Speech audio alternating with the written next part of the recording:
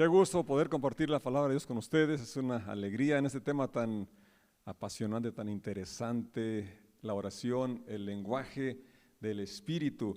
Y el punto que quiero tratar hoy es creo que el más difícil respecto a la oración, porque quiero comentar acerca de las oraciones que no tienen la respuesta que esperamos. Yo creo que todas las oraciones tienen respuesta, pero no todas las oraciones Dios las responde como quisiéramos. ¿Es verdad esto?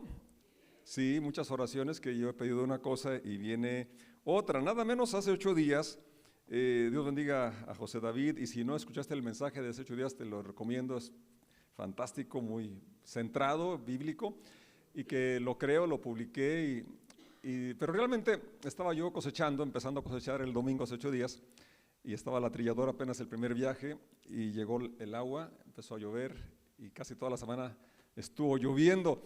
Entonces esa misma noche se puso a prueba mi fe, mi confianza, y yo quería cambiar la preocupación en paz y no lo logré, así que me pasé una noche de vigilia, de oración, de intercesión.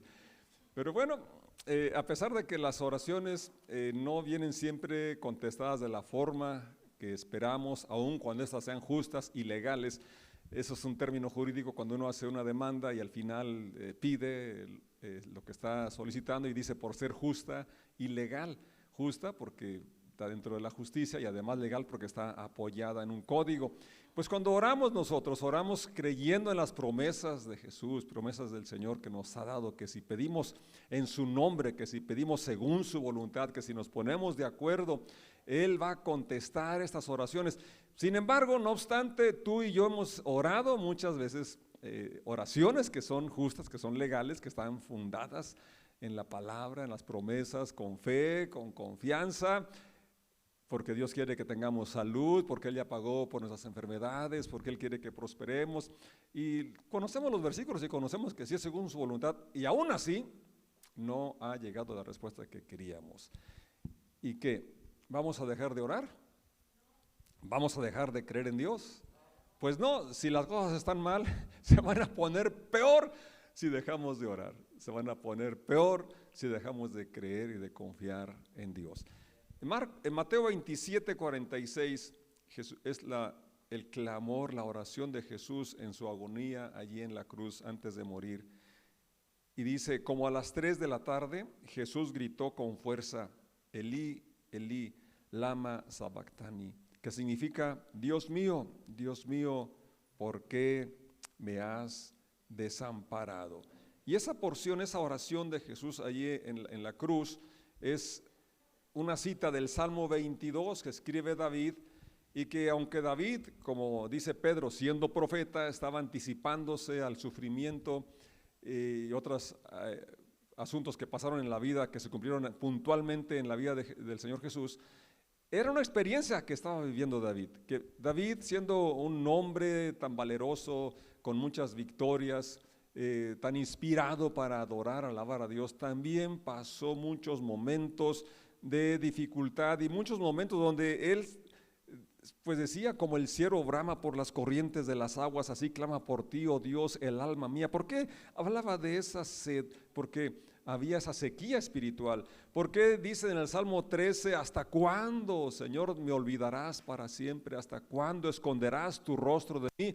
Pues porque sentía la lejanía de Dios, parecía que Dios no lo escuchaba, parecía que Dios no estaba cerca de él. Y este Salmo, el Salmo 22, del verso 1 en delante, que escribe David, dice, Dios mío, ¿por qué me has abandonado? ¿Por qué estás tan lejos cuando gimo por ayuda? O sea que no era una oración mecánica, no era una oración superficial, era un clamor, un gemir de la necesidad, de la angustia que estaba experimentando el salmista. Y dice el verso 2, cada día clamo a ti, es decir, no era una oración momentánea, no era de unos días, sino que habla de que ya tenía un tiempo prolongado, quizás pidiendo por aquella necesidad. Mi Dios, pero no respondes. Cada noche levanto mi voz, pero no encuentro alivio. Qué tremendo es esto, ¿verdad? Cuando se prolonga la enfermedad, cuando se prolonga la necesidad, la angustia, y entonces sucede lo que pasa a todos los que no es la respuesta que esperamos, empieza a debilitarse nuestra fe, empezamos a dudar de si Dios nos escucha. Y dice el verso 3, sin embargo, o sea, a pesar de que él siente lejanía, a pesar de que no encuentra alivio, a pesar de que no mira la respuesta de Dios, él voltea y ve la santidad de Dios, la pureza de Dios y la soberanía de Dios, y dice, estás entronizado, estás en el trono en las alabanzas de tu pueblo, en las alabanzas de Israel. Y luego en el verso 4 recuerda las historias que de generación a generación se habían transmitido de cómo Dios intervino para liberar a Israel de la esclavitud de Egipto, y dice, nuestros antepasados confiaron en ti y los rescataste, clamaron a ti y los salvaste, confiaron en ti y nunca fueron avergonzados. Y luego se ve a sí mismo, pero yo soy un gusano, no un hombre. Todos me desprecian y me tratan con desdén. Decir, bueno, ¿qué pasó? Si eres el mismo Dios y soy parte del mismo pueblo, ¿por qué a ellos los trataste así y a mí me tratas de esta manera? Y luego es uno de los conflictos, ¿no?, que surgen en nuestros corazones y mentes. ¿Por qué a unos sí les contesta según la petición y a otros no les contesta? En la mañana tuvimos una presentación del hijito de la licenciada Hilda y César. Estuvieron 7 años orando por ese bebé, y comentaba, y ustedes son testigos, conocemos a matrimonios que han orado más de 7 años y no les ha dado el bebé, ¿verdad? Y quizás no se los va a dar, yo no sé, solo Dios sabe, pero sí nos preguntamos por qué a unos sí, por qué a otros no. En cuanto a la sanidad también, he orado por muchos enfermos y han sanado, y he orado por otros muchos más que no han sanado. Pero yo voy a seguir declarando la promesa y la palabra del Señor. Y David aquí está diciendo, bueno, a ellos los salvaste y a mí no me has salvado. Todos los que me ven se burlan de mí, sonríen con malicia y menean la cabeza mientras dicen, este es el que confiaba en el Señor. Pues entonces que el Señor lo salve. Si el Señor lo ama tanto, que el Señor lo rescate.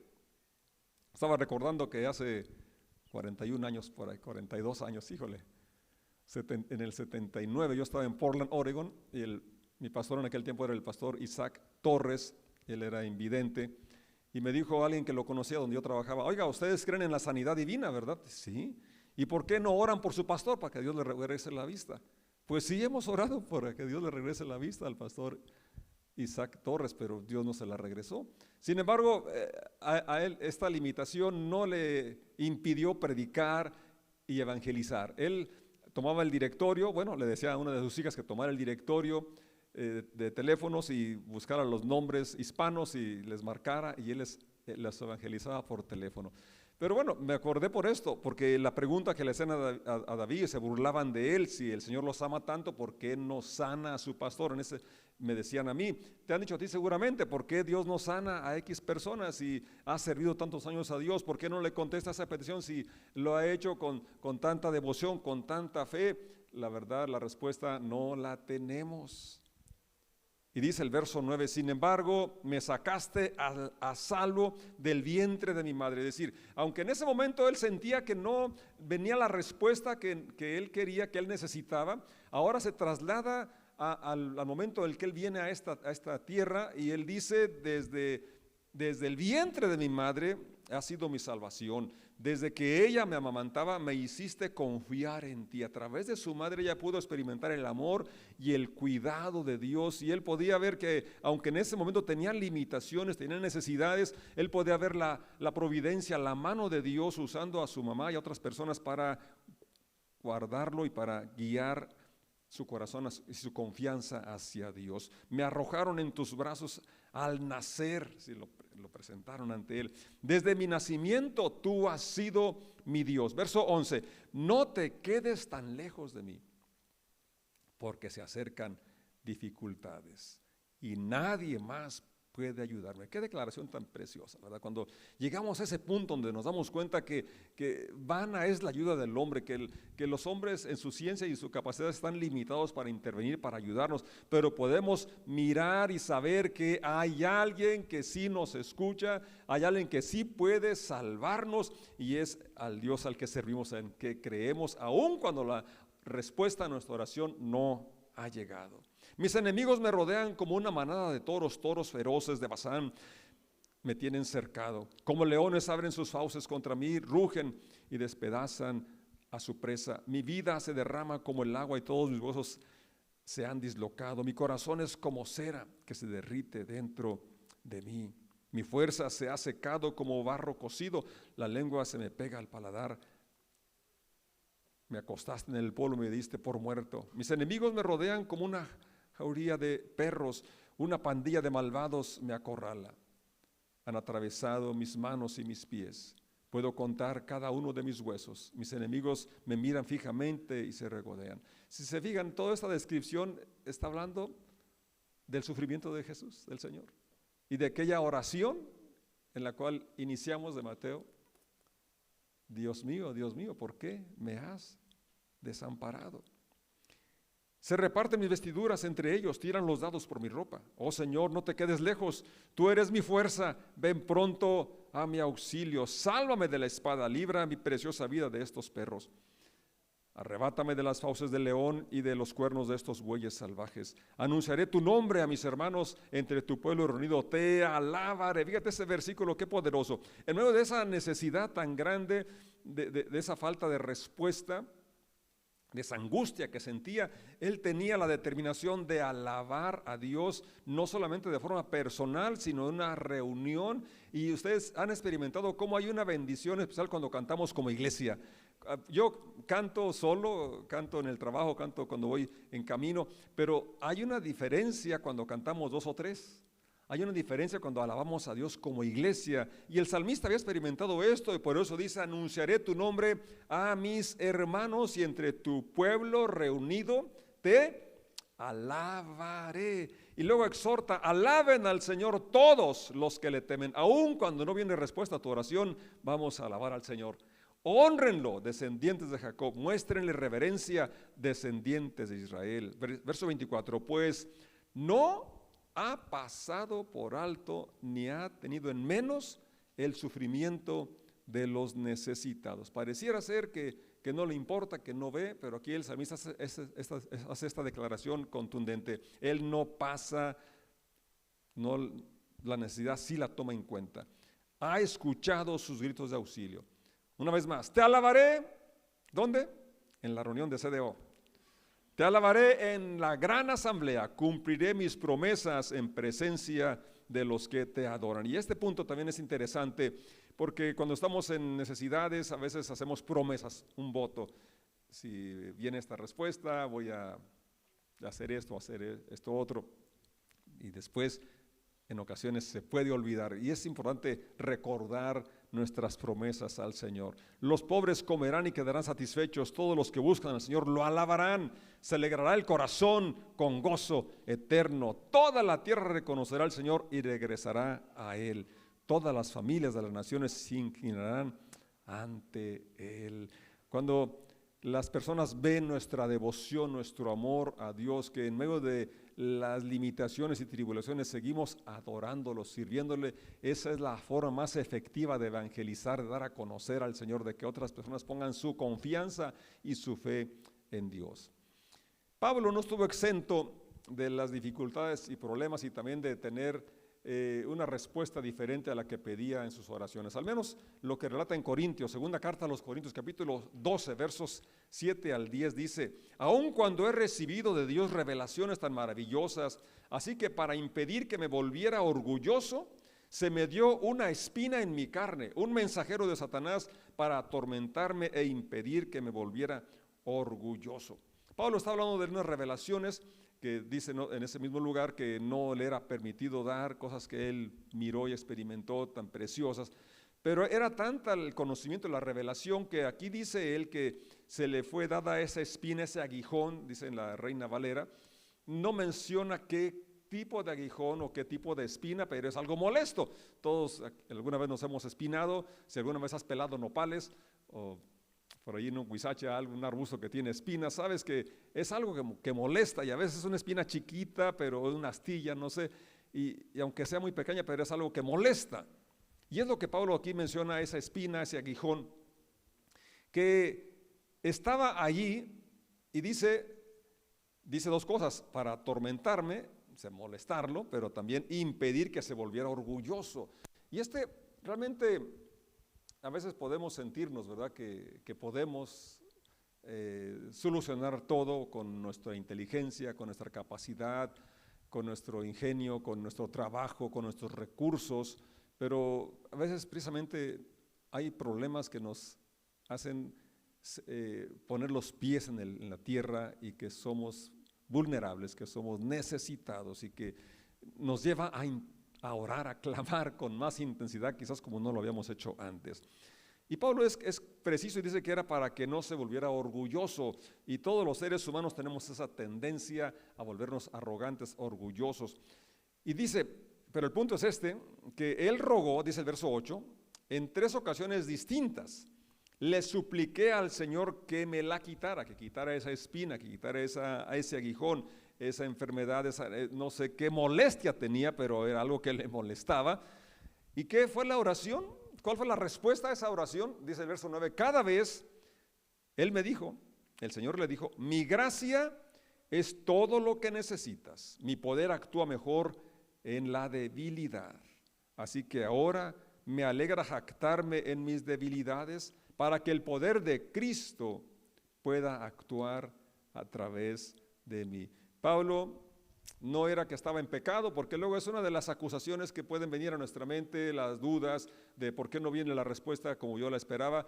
Pues quizás porque estaba en pecado, quizás porque me faltaba fe, porque no oré conforme a la voluntad de Dios, porque no soy justo, porque pues la Biblia dice que la oración del justo, obrando eficazmente, puede mucho. Entonces vienen muchos razonamientos o dudas a nuestro corazón, y vemos aquí este ejemplo de Pablo, que no es ese el caso, cuando la respuesta no es según como la pedimos, porque lo que Dios le dice no es un reproche de porque le falta fe o porque no oró conforme a la voluntad de Dios. Dios le dice, bástate mi gracia. Mi gracia es todo lo que necesitas. No te voy a quitar ese aguijón, no te voy a quitar esa espina. Mi gracia es más que suficiente. Ojalá que pudiéramos nosotros sentirnos satisfechos con la gracia de Dios y esperar en su misericordia con paciencia hasta que venga la respuesta que esperamos, o otra respuesta según su voluntad, pero que podamos continuar creyendo en Él. Job dijo una declaración: aunque me mate, voy a seguir esperando en Él. Y luego también fue más allá: mis ojos lo van a ver, yo sé que mi Redentor vive y Él me levantará, aún después de deshecha esta mi carne, mis ojos lo han de ver. Que tú y yo podamos tener una confianza completa en la redención, en la salvación que tenemos en Cristo Jesús, y que es lo más importante. Como Él les dijo a los apóstoles cuando regresaron contentos de que miraban milagros por sanidades y que habían echado fuera demonios en su nombre, les dijo: no se alegren tanto por eso, sino porque sus nombres están escritos en el libro de la vida. Que cada uno podamos tener esa convicción, esa confianza de que aunque aquí en la tierra pudiéramos tener limitaciones y problemas, podamos saber que no estamos solos y que tenemos nuestro nombre escrito en el libro de la vida, porque el Señor lo ha escrito. Y podamos decir como Pablo, verso 10 de esta porción que estamos leyendo de 2 Corintios capítulo 12. Es por esto que me deleito en mis debilidades, y tomando como debilidad aquel aguijón o aquella espina, y en los insultos, en las privaciones, persecuciones y dificultades que sufro por Cristo, pues cuando soy débil, entonces soy fuerte. Voy a invitar que oremos.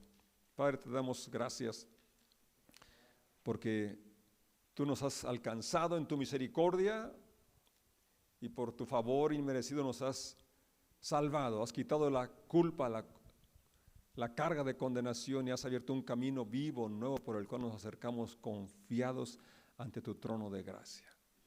Que podamos tener esa certeza, esa voz que habla a nuestro corazón, así como le hablaste a Pablo, bástate mi gracia.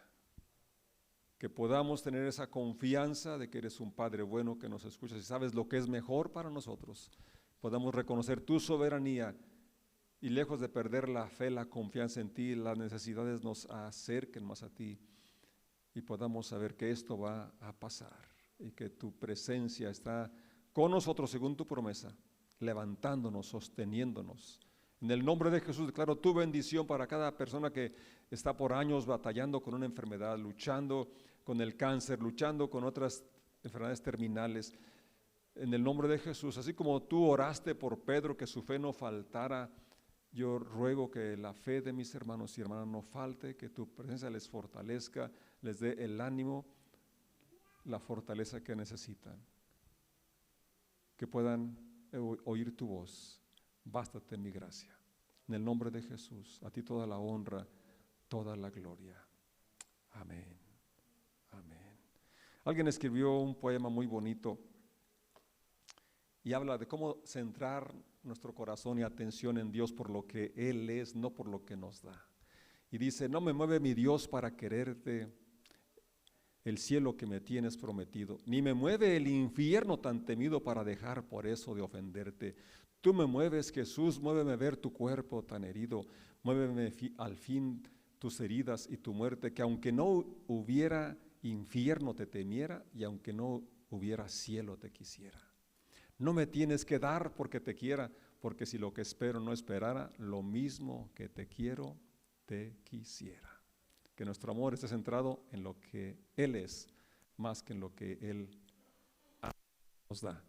Los bendigo en el nombre de Jesús, que tengan una excelente semana y vamos a seguir orando con fe en un Dios que nos ama.